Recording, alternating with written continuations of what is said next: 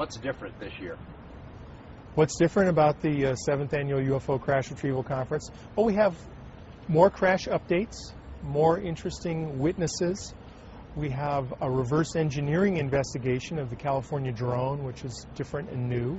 We have some forensic examination of questioned documents using forensic linguistics, which is a very obscure field, very few peer-reviewed journals on that. So we're using some state-of-the-art investigative tools to try to dig deeper in the UFO enigma. And contrary to what the image might be, you're not here to be cheerleaders for UFO cases. You will dismiss a case through investigation as often as you will support one. Yes, we will be happy to dismiss cases that don't pan out. And I think one of the first cases of that is some of these leaked documents from Edward Teller, which are not genuine, but tell an interesting story in and of themselves, and then beget more questions of who did it, why did they do it, and what's to become of it all.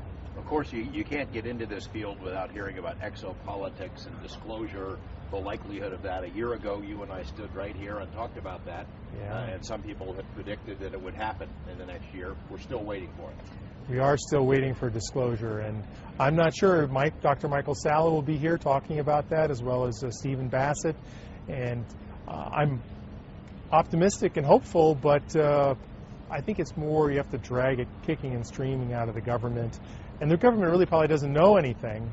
It's really out of some other organization. And barring disclosure, though, the investigation continues. Are the investigators represented here as your speakers any closer to nailing it down? Well, the big question on investigation is what is nailing it down? What is the overwhelming proof? Is it the hatch cover with hieroglyphics on it, or the dead alien body with 10 PhDs saying it's extraterrestrial? All we can do right now is just keep advancing certain key cases and doing more and more investigation. I think the whole field could probably absorb a couple $1 million in serious investigation, hiring PIs and doing more research and investigating. But there's just no capital to do that sort of thing. But if you had it, you think that the evidence is available? Yes, I think if you had the capital, the evidence is available, and it's in the attics and in the memories of a lot of witnesses, and in some cases we can get more parts. And there's more work to be done on just some of these leaked parts, the layered bismuth magnesium part from Roswell, which is unusual, can't make it on Earth. You don't know what it's good for, it has no economic value, but it's really weird.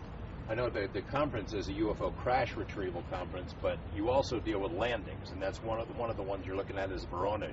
This 20 years ago this year, right? Yeah, that's right. There's a Voronezh crash, or it's not a crash, but a landing in Russia.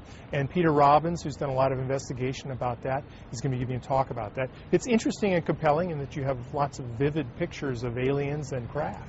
And I remember when this story broke 20 years ago. You have anchorman Dan Rather. Well, they're laughing at the story because these pin-headed aliens, tall robot aliens with pinheads. We all know that aliens don't look like that. It's sort of a joke on itself, isn't it? It is. I mean, people have this preconceived notion that aliens are little grays with big eyes, but if you look at the literature, there's everything from robot-like droids to reptilians to other sorts of creatures that are outside our basic paradigm. What's this?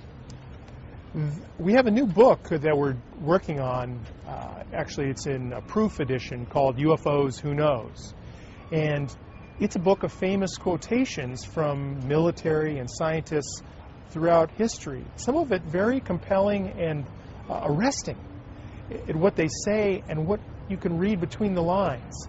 And we're in the process of updating it and adding more famous people. I think yourself is actually quoted in there. And people like Oprah Winfrey or other really famous people that have something to say about UFOs. And this, I think, provides cover for them to join a large collection of very smart and famous people that have something profound and interesting to say about UFOs. You would invite the public, you'd invite skeptical public. It's not just for true believers.